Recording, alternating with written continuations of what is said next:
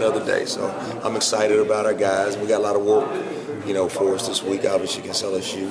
And obviously from last week, we know there's room for improvement. So our guys are excited to get back in there. We're as coaches excited to get back in there.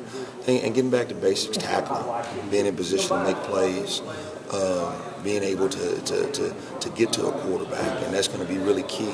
And it was one of the things that we had to do a better job of last week. And so, like I said, you're going down to Death Valley, playing a really explosive team who just came off a big loss themselves. So, we really got to go to work, and we got to really have a good game plan for this week. Pretty different style of offense than what you saw last week. Absolutely. I mean, that's no question on that. You're going to see a little bit more two backs. They're still, dynamic on the perimeter with their guys. The one thing that you don't see as much as obviously or as often is the quarterback run game, which was really relevant a week ago. So, the big thing is, we've got to get back to basics, get back to tackling, getting back to playing with relentless effort. And those are the things that, we've got to get back to who we've been the last 8 weeks prior to last week. From what you saw, what was the problem with the tackling? Was it hesitation or Aiden just that quick getting places that... It's a little bit of both. When you look at the overall deal, you always give your opponent credit. And, they're not the number one offense in the SEC without a reason. Obviously, we could have done a much better job as coaches of getting our guys in the right position and put them in position, and getting ready for the speed of the game. I don't think it's like going against a wishbone team. You can't duplicate the speed of it until you're actually there. The one thing that makes it really different is obviously Manziel. He's a guy who, when you do cover guys, he's able to get out of the pocket, and he was able to, almost rush for over 200 yards on scrambles, no design runs, with the exception of the quarterback draws, which for the most part our guys played well. The biggest thing is being able to control him in the pocket, and we weren't able to do that. The red zone defense was really good for y'all last year, and this year numbers have gone down, especially the last two games. What's the difference, you think? Well, it was really high a year ago because we had more opportunities in the red zone. For example, I think that the last 2 weeks we've had more opportunities in the red zone than we've had the entire season. So that was the biggest factor. The key for us as far as red zone defense this year was not allowing guys to be in the red zone, and that was a big factor.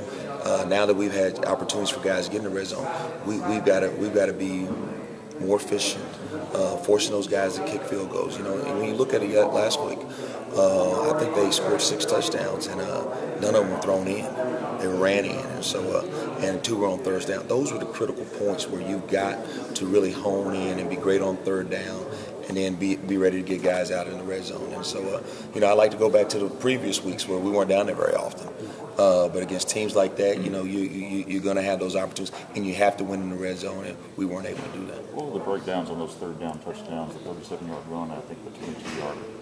If you don't have eyes on him and you turn your back, he's a guy that can get in space and he can create one-on-ones, and you usually have 1 or 2 guys designed to go for him, and he makes one of those guys miss. He's a dynamic guy. So again, I give those guys a tremendous amount of credit, and then I look at me and the staff, and we've got to do a better job of getting those guys to handle those kind of situations. The defense over the past year and a half has kind of built a personality, a moxie, and everything with that. And do you think that's been hurt the last 2 weeks? I mean, do you have to worry about that side of it too, the mental aspect of keeping those guys up? Well, it is. You've got to go back and be critical from how you're teaching, how guys are preparing. So when you've seen some things that have been exposed to you, you got to go address them. You can't run from them. That's the only way you can fix it. And so we know we've got to go tackle better. We've got to be in better position to make plays. And when you look at it overall, the biggest thing is fundamentals. Going back to fundamentals, tackling.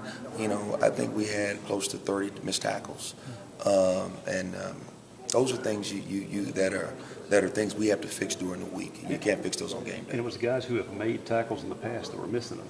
Absolutely. I mean, we had a bad day. Those guys. I wouldn't trade them for anybody else. I say that sincerely. The guys know that. Got a great group of guys.